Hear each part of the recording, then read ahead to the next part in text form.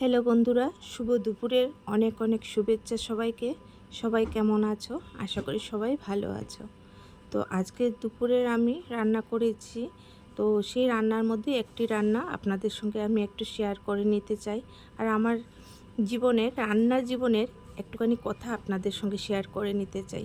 তো আমি আজকে রান্না করছি শুক্তো। শুক্তোর জন্য আমি 5-6 রকমের সবজি নিয়ে নিয়েছি। এখানে আছে সজনে, এখানে আছে করলা, আর এখানটায় আছে বেগুন, আর এখানটায় আছে কাঁচা কলা। তো আলুটা আমি পেঁপেও রয়েছে, আর আলুটা আমি আগে ভেজে তুলে নিচ্ছি। শুধু আলু না, প্রত্যেকটা সবজি আমি আগে আগে ভেজে তুলে নেব সাদা তেল দিয়ে। তো জানো বন্ধুরা, আমি কিন্তু রান্না করতে পারতাম না বিয়ের পর। আমার রান্নার গুরু হচ্ছে আমার ছোট ননদ, ওনার থেকেই আমার হাতে করি। যাই হোক, আর এখানে রয়েছে বড়ি। এই বড়ি দিয়েই শুক্তোটা আমি রান্না করব। আর শুক্তোতে কি কি লাগছে না লাগছে, যদি এই উপকরণগুলো আপনারা দেখতে চান তাহলে প্লিজ আমাকে একটু কমেন্ট করে বলবেন, আমি আপনাকে রেসিপিটি দেখিয়ে দেব। তো আসছি আগের কথায়। তো আমি বিয়ের পর রান্না করতে পারতাম না। আমার ছোট ননদ আমাকে হাতে ধরিয়ে ধরিয়ে প্রত্যেকটা রান্না শিখিয়ে নিয়েছে, আর এটা হচ্ছে তার মধ্যে একটা।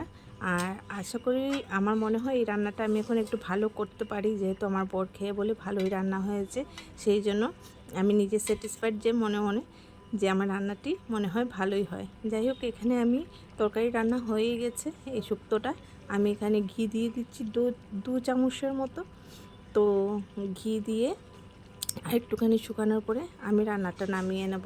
তো যে গুরুদের নাম না সবসময় নিতে হয়, যে কোনো বিষয়ে, রান্নার হোক, আর পড়াশোনার ক্ষেত্রে হোক, কাজকর্মের ক্ষেত্রে হোক, আর শিক্ষার ক্ষেত্রে হোক, যে ক্ষেত্রে হোক। যাই হোক, আর শুধু আমার ননদ না, আমার বরের থেকেও আমি অনেক রান্না শিখেছি। আর এই রান্নাটি আপনাদের কেমন লেগেছে আমাকে প্লিজ একটু কমেন্ট করে জানাবেন। আর এইরকম শুক্তো কে কে রান্না করো বা কে কে খেয়েছো আমাকে একটু কমেন্ট করে জানাবে, তাহলে আমি খুব খুশি হব।